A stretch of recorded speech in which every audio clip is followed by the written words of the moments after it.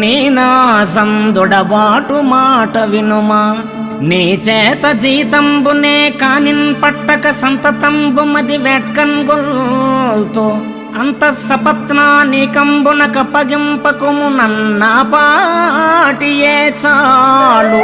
Teji నొల్లన్ కరినొల్ల నొల్ల సిరులన్ శ్రీకాళహస్తీశ్వరా.